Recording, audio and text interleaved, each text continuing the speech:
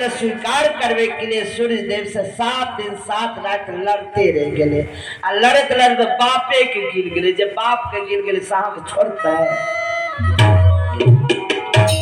बापे के रगेर के अपना प्रकाश रूप क्या देखे। तो हनुमान जी धैर्य जो गुरु मुनिंद्र स्वामी कबीर साहब रतन गुरु मुनिंद्र स्वामी के चरण में जाकर शक्ति पेलखिन और तब शनि देव का मना क्या सूर्य देव के छोड़े। ये सब कथा अलग है। तो जे शनि देव अपना बाप के नहीं छोड़ लगे उस शनि देव कहाँ जब जल ढाले आप छोड़ इस सब भरम में नहीं रहा।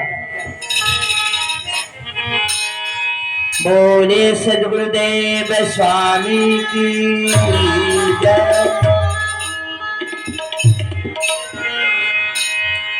आओ सब के कटारी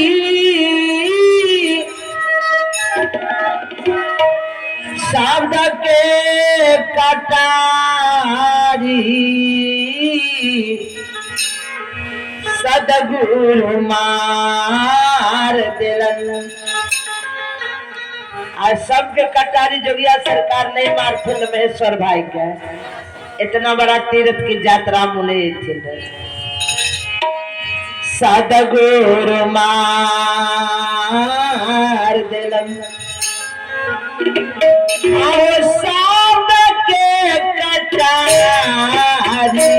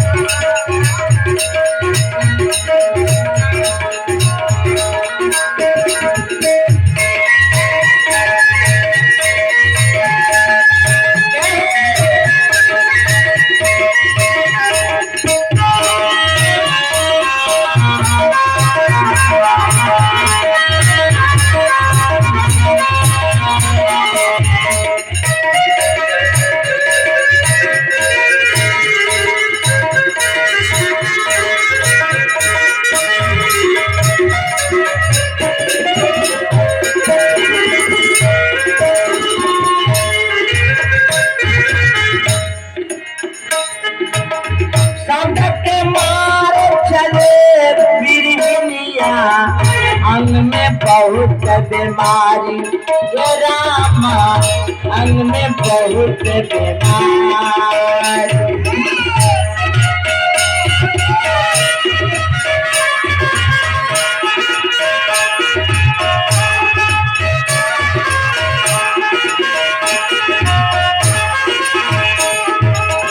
शब्द के मारे चले बिरहिनिया अंग में बहुत बीमारी ये रामा अंग में बहुत बीमारी।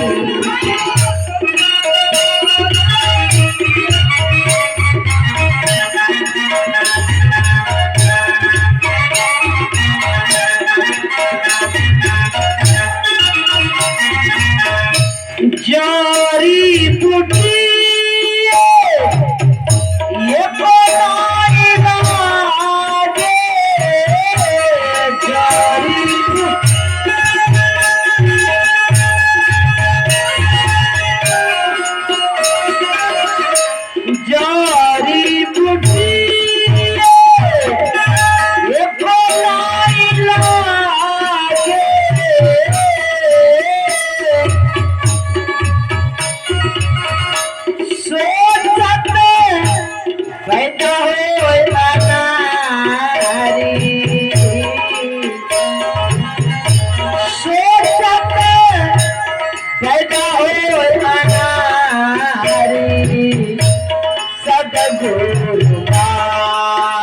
शाम के कटारी जाए समाज।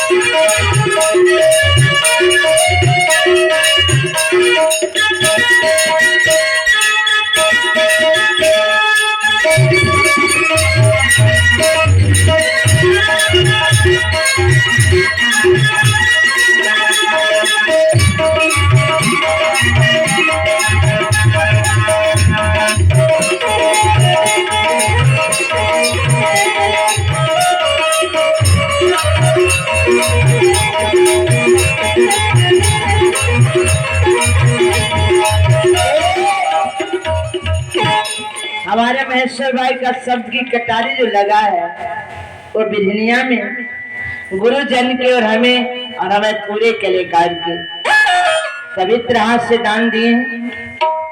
जुगिया हजूर के ऋषिया हजूर के संत समाज के आशीर्वाद बने रहे।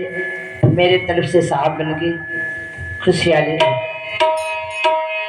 शब्द की कटारी सदगुरु शब्द के मारे चले बिरहनिया। अंग में बहुत बीमारी, काम क्रोध लोभ अहंकार तृष्णा विषय वासना, इतना बीमारी है हमारे अंग में। जड़ी बूटी को नहीं लागे सोचत बैदा नारी। ये आत्मा अनारी बन करके सोच रहे हैं।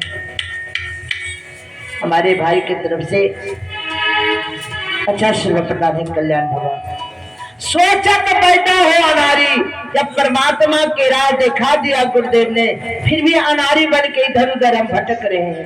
देवी दुर्गा का पूजा नहीं करबे तो बेटा के मैल बोलते गए माए ए घड़ी पावे रहे पूजा के लो गोसाई बाबा के खीरपुरी चढ़े लो भगत ले जागे लो। भगत कहलक की खसी जभी ने तब पता ठीक भ गेलो।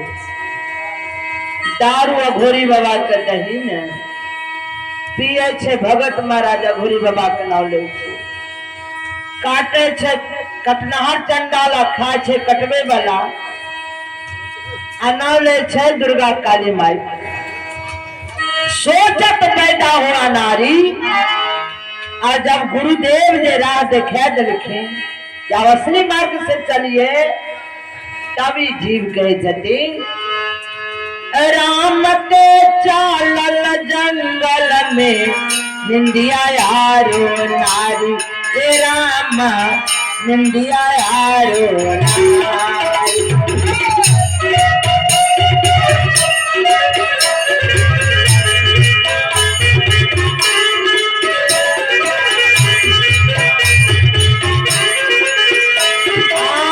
राम ते चालल जंगल में निंदिया यारो नारी। राम निंदिया यारो नारी।